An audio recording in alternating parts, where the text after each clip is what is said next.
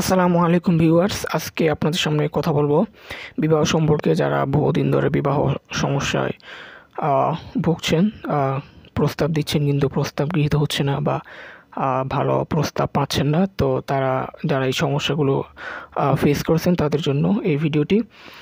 নিচে কিছু কোরআনিক আমল দেওয়া আছে, আমি দিয়ে দিব।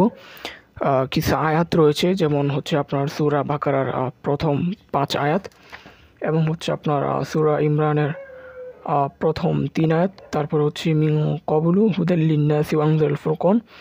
এভাবে করে আপনার হচ্ছে আলিফ লাম মিম সদ, আলিফ লাম র, এই টাইপের যতগুলো আয়াত রয়েছে এর প্রথম 2 থেকে 3 আয়াত, এগুলো আমি এই ভিডিওর ভিতরে দিয়ে দিচ্ছি। সো এগুলো লিখে আপনার বাহুতে রাখতে হবে এবং কিভাবে লিখবেন সো সে সম্পর্কে আলোচনা করছি।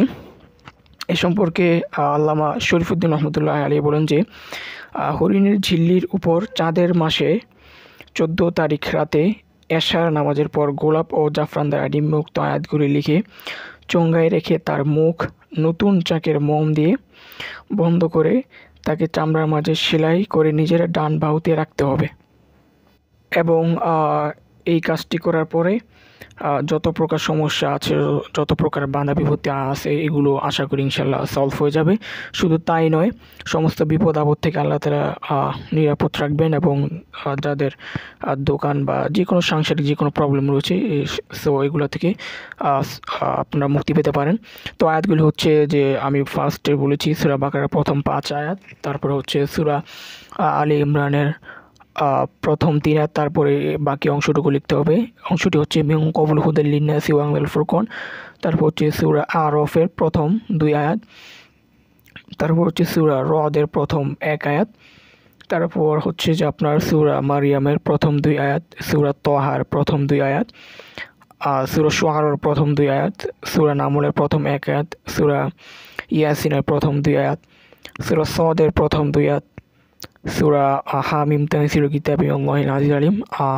সূরাটির নাম হচ্ছে সূরাতুল গফির, অনেকে হামিম বলে থাকেন। তো এই সূরাটির প্রথম 3 আয়াত লিখতে হবে। তারপর হচ্ছে সূরাতুল শুআরা প্রথম 3 আয়াত, সূরা কফের প্রথম 1 আয়াত, সূরা কলামের প্রথম 1 আয়াত। এরপরে আপনারা আরও একটি আমল করতে পারেন এটার পাশাপাশি। আদারওয়াইজ আপনাদের যাদের এই আমলটি করতে সমস্যা হবে তাদের জন্য আরেকটি আমল রয়েছে, তা হচ্ছে বিবাহ সম্পর্কে সূরা তাহা লিখে সবুজ রেশমি কাপড়ে পেঁচিয়ে নিকটে রেখে যদি বিবাহের প্রস্তাব পেশ করে তাহলে কার্যকর হয়। এবং তাছাড়া আরও এটার বৈশিষ্ট্য রয়েছে, তা হলো 2 ব্যক্তির মাঝে বা 2 বাহিনীর মাঝে সন্ধি স্থাপন করতে চাইলে তাতেও সফল হওয়া যায়। এবং সূরা তাহা, এটা অবশ্যই মনে রাখবেন, সূরা 16 পারার 11 নম্বর পৃষ্ঠায় আপনারা পেয়ে যাবেন হাফিজি কোরআন শরীফের। তো এই আমলগুলো ইনশাল্লাহ করলে আশা করি ইনশাল্লাহ আপনাদের বিবাহ সম্পর্কিত এবং সাংসারিক সম্পর্কিত সমস্ত প্রকার প্রবলেম থেকে আপনারা মুক্তি পেতে পারেন। আর ভিউয়ার্স, অবশ্যই মনে রাখবেন যে এগুলো কোরআনিক আমল এবং এগুলো আল্লাহর কাছে গৃহীত হওয়ার সম্ভাবনা অনেক %, এবং দৃঢ়তার সাথে যদি আপনারা করে থাকেন তাহলে ইনশাল্লাহ এটা আল্লাহ তাআলার কাছে গ্রহণযোগ্য হবে এবং আপনাদের মনের আশা পূর্ণ হবে। তাছাড়া হচ্ছে সূরা ফুরকানের লাস্টের কিছু আয়াত, এগুলো যদি নিয়মিত পড়েন, যেমন রব্বানা হাব লানা মিন আজওয়াজিনা ওয়া যুররিয়াতিনা কুররাতা আ'ইউনিন ওয়াজআলনা লিল মুত্তাকিনা ইমামা। তারপরে হচ্ছে আপনার 20 নম্বর পারার আরেকটা আয়াত রয়েছে, রব্বি ইন্নী লিমা আনজালতা ইলাইয়া মিন খায়রিন ফাকির।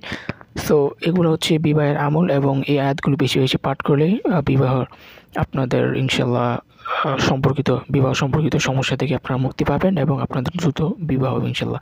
সো ভিউয়ার্স, ভিডিওটি যদি আপনাদের কাছে হেল্পফুল মনে হয় এবং ভালো লেগে থাকে, অবশ্যই আমাদের চ্যানেলটিকে সাবস্ক্রাইব করে পাশে থাকবেন। আসসালামু আলাইকুম।